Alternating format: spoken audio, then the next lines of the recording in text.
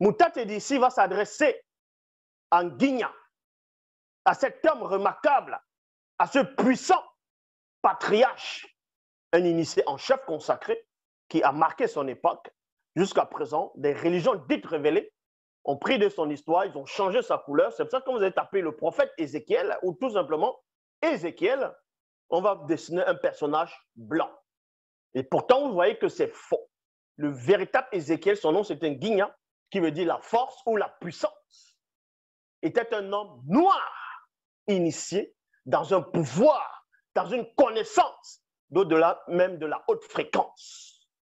Et il arrive un moment que Moutate dit, celui qui guide et qui intronise les initiés, va lui adresser la parole, va l'initier, va lui montrer des choses avec des paroles, va dire ici, fils de moto, il y a virgule.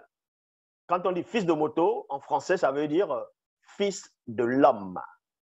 Parce qu'il y a des tintins, des rigolos, des pauvres arrivistes qui disent que ce n'est pas écrit dans la Bible actuelle, dans un autre passage, qui qualifie un autre personnage de fils de l'homme, excepté Yahushua Hamashia, le fameux Jésus-Christ.